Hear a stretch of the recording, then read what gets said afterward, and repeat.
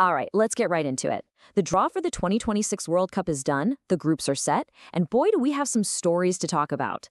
We're going to break down the biggest winners, the unluckiest losers, and the groups you absolutely cannot miss. And you know what? That really is the perfect way to put it.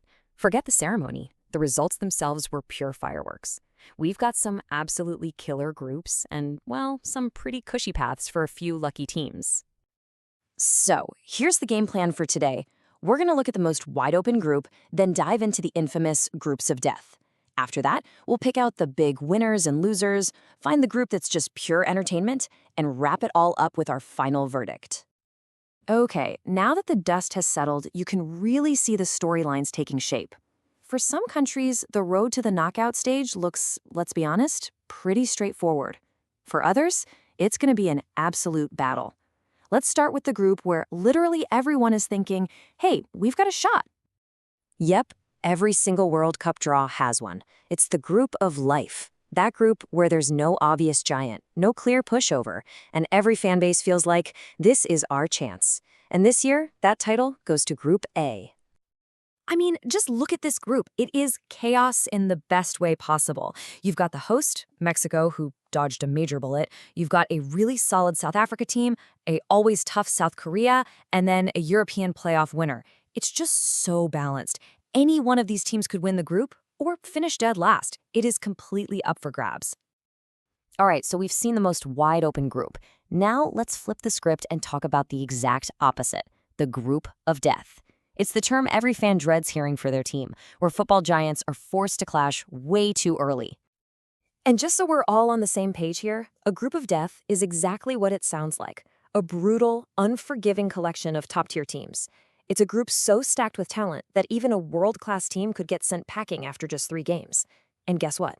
This draw gave us 2 of them. And they are both absolutely loaded. First up, Group I. You've got a powerhouse in France, the African champion Senegal, and a really dangerous Norway. That is just must-watch TV, no question. Then there's Group K, with Portugal, a fantastic Colombian side, and a tricky debutante in Uzbekistan. That is a tough, tough road for everybody involved. And if we zoom in on Group I for a second, oh man, the storylines are just incredible. This isn't just about countries, it's about superstars colliding. We get Holland's Norway going up against Mbappe's France? Come on, that's what the World Cup is all about. Naturally, the second those balls were drawn, we all started figuring out who got lucky and who should probably start praying. Some teams basically got a golden ticket to the next round, while others were dealt a truly terrible hand. And you really can't find 2 better examples than this. On one side, you have Belgium. Their group is being called a layup. That means they can probably rest key players, avoid injuries, and cruise into the knockouts feeling fresh. Huge advantage. And then there's Scotland. Drawing Brazil and a really good Morocco side? Oof, that's about as bad as it gets. A brutal fight for survival from day one. Now, Belgium wasn't the only team breathing a huge sigh of relief. Everyone expects Spain to just walk their group without breaking a sweat. Iran also has to be happy, landing in that same soft group with Belgium, giving them a real shot to advance. And like we said, the hosts, Mexico, they couldn't have asked for much better draw. But of course, for every winner, there's a loser. Qatar got a terrible draw.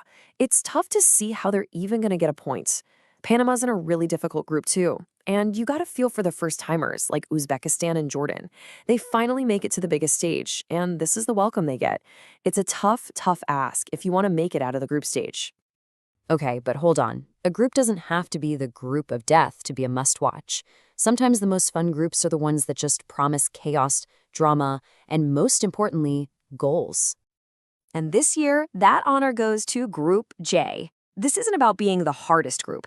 It's about being the most fun group. Group J is shaping up to be a full-on goal fest, an absolute blast to watch. So why is that? Well, let's look at the recipe. First, you've got Algeria and Jordan, 2 teams who love to attack but can be a bit leaky at the back. Then you throw in Austria, who are going to press like crazy and play aggressive football. And the cherry on top, Argentina, one of the favorites, has to navigate this minefield. I'm telling you, expect a ton of goals in this group. So what does this all add up to? Well, the draw has basically written the first chapter of the 2026 World Cup. It's a story filled with huge opportunities, massive challenges, and some guaranteed fireworks right from the start. When you step back and look at the whole thing, you can see four big themes that are going to dominate the conversation. We have two very clear groups of death that will get all the headlines. We have a couple of giants who got a really nice, favorable path. We've got that one true group of life where anything can happen. And of course, that one group of entertainment. That's just going to be fun. So, to wrap it all up, here's what you really need to know. The draw wasn't boring, it gave us instant drama. Groups I and K are the ones to watch for brutal, high-stakes matchups. Teams like Belgium and Spain have to be absolutely delighted with their path forward. And finally, if you just want to see some awesome, high-scoring games, circle everything happening in Group J. The stage is set, the predictions are flying, but we all know the World Cup is full of surprises. So now I'm kicking it over to you.